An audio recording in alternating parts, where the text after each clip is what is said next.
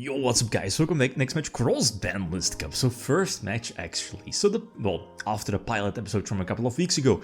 All decks have been revealed, were revealed yesterday, or at least last week. And the first matchup we have, or at least we are at Group A. So we have Burning Abyss, an updated decklist 2016. It's going to take on Dragon Ruler's decklist from 2013, but again post-ban. So the first decklist we have Burning Abyss. Well, PK Fire with, I guess, the strongest card, or at least one of the strongest cards, being Beatrice at 3, right? With Dante, with Seer at 2, if I'm not mistaken. Grafas at 1, same for Tour Guide. All post-ban list, but it's a ridiculous deck. This should be a known deck. We have first place YCS London, I think, 2013. Patrick Reader's list featuring, I guess, post-ban list, post-super rejuvenation, the baby rulers, the babies getting banned, and so on. So the most annoying combos of the deck featured Ancient Fairy Dragon, the Breed Dragon, etc. And of course, Dragon's Ravine to pivot into more copies thanks to Ancient Fairy Dragon. So no votes just yet. After this episode, the first votes will be open for the next matchup. Anyway, before this matchup, which deck would have had the advantage? Or would have the advantage? In all honesty, I would have had no clue. Like, the thing here with Burning Abyss, it has been a while, it has been years last that, Burning Abyss entered the Cross-Banlist Cup. You might think that it's behind, it's Dante, Mil 3, Pass, stuff like that, and Beatrice. But it's actually a kind of a sick deck, even though it's relatively slow. The fact that you have to, it's hard for older decks to clear Beatrice, and Beatrice pivots into other Burning Abyss cards, Burning Abyss monsters from the extra deck for free. That makes it pretty broken. Of course, even nowadays. The thing with this deck, with this particular ruler deck, it's more of a trap heavy deck. So definitely going for Stardust, protecting, Wing Blast, Solemns, etc. It's definitely the play to go. And here Trapstun, I think, 3 Fog Blades, and I think 1 Vanity's Emptiness as well. And that was basically it, right, for traps, looking at the Burning Abyss deck. Okay, so BA going first, only having 5 cards. And the way how, maybe you've never seen BA or whatever, it's basically go for multiple Dante and Mill.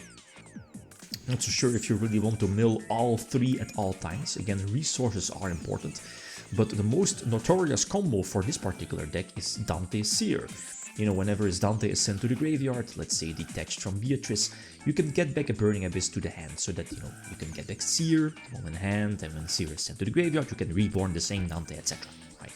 Go for Beatrice. So at least you see where these kind of loops are going towards. Star Eater is but this Twin Twister made it so that they're just able to attack for a game next turn. Even though I do get Star Eater back, they have, at least they're going to mill 3. The problem though is again, Star Eater, there's multiple ways for Burning Abyss to get rid of a stronger beat stick. As you saw, like Burning Abyss doesn't score, I feel, doesn't score that well on attack. But stuff like Farfa and the Phantom Knight engine for Breaksword into the Rebellion, that could deal with higher attack monsters. So okay, Ruler's going first again. If Ruler is able to start with Ravine, Dragon's Ravine, the field spell, or 7-star sword, they will get a nice advantage. And I side decked in, what is it, trap? Debunk? I think it's Debunk. What is it? Whenever an opponent's monster activates in hand or graveyard, negate the activation and banish the card. So against Burning Abyss, that's fantastic. Yeah, Debunk. 6 cents. There's multiple ways to play 6 cents. Most people, I think, would call 5 or 6, but this is Rulers, and I tend to call 3 and 4. Like, kind of maximizing the potential profit, as in, 3 or 4.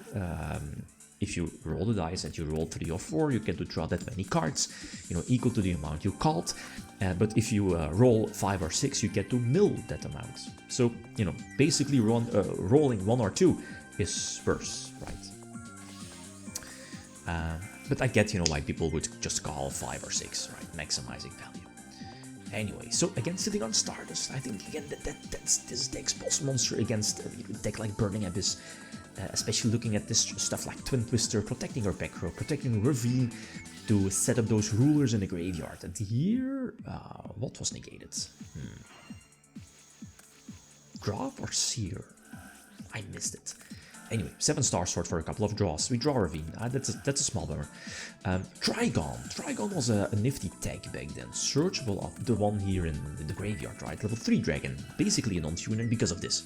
It was searchable off of Blaster and, you know, like searching with Ravine or searching for Blaster. Discarded for Ravine to set it up in the graveyard. And I don't think... Oh, no spoilers. But...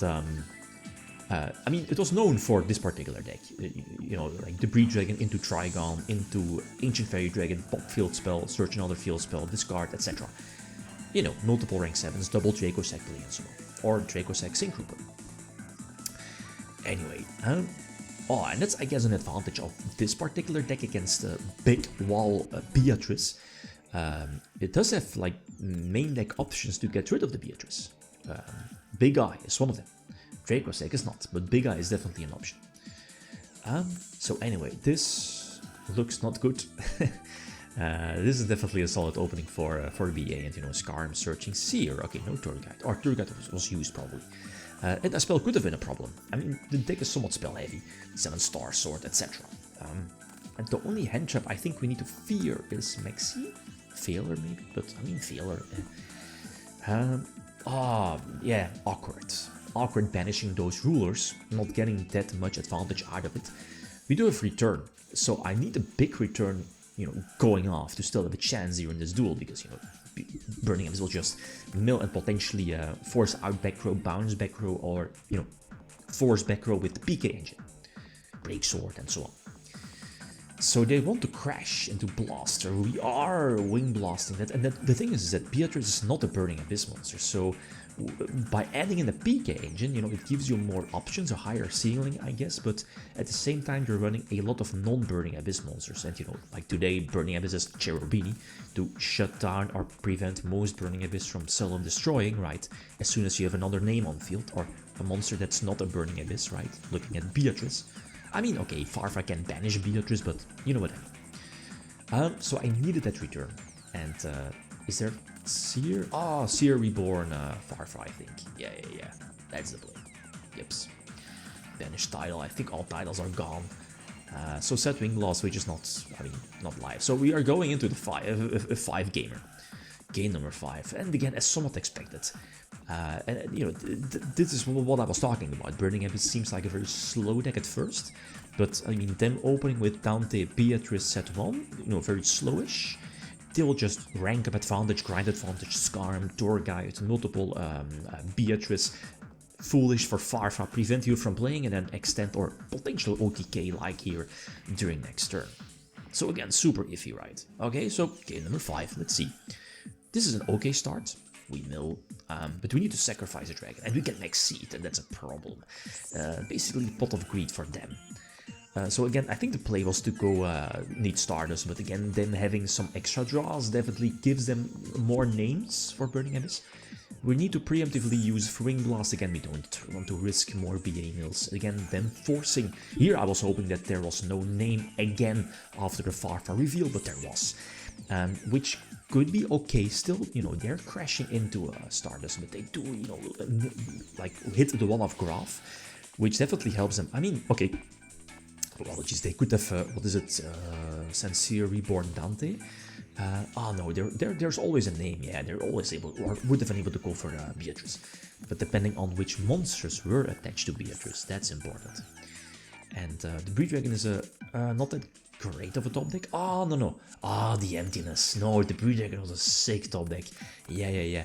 Here, my plan was to banish Blaster, you know, search Trigon, use Ravine, discard Trigon, go for, I don't know, Tempest probably, or Tidal, and then go for, you know, the Breed Dragon, Ancient Fairy Dragon, etc. You know, basically this deck's full combo and strongest combo. But Vanity's Emptiness is broken, yups. And the thing, yeah, the deck is making so many cards to shut down your own Emptiness, and now, are you able to attack for a game? Yeah, probably. Yeah, definitely, right. Like Dante Mill 3, they still have... No, normal summon was used, but okay, PK Engine, Fogblade, Boots, special summoning itself, and eventually you're probably going for Phantom Knight, yups. So yeah, Burning Abyss has this. In game number 5, Maxi, Vanity's Emptiness. Yeah, a little bit awkward. I mean, it is what it is. The cards are banned for a good reason. You know, we know why. But I think, I say it a lot, but I think we have a well-deserved winner, even though it, again, kind of felt a little bit awkward, right? With those broken cards. So next matchup, we have Fishborg, Frogs indeed. So, which is going to take on Dead Return. Oh, intriguing. Like, before this matchup, I would have had no clue. Again, both decks super heavy, synchro-oriented. So, we'll see. So feel free to leave your predictions. Okay, guys, that's it. Thanks for watching. Feel free to leave a comment or like if you enjoyed the video. Riddim signing out. Peace.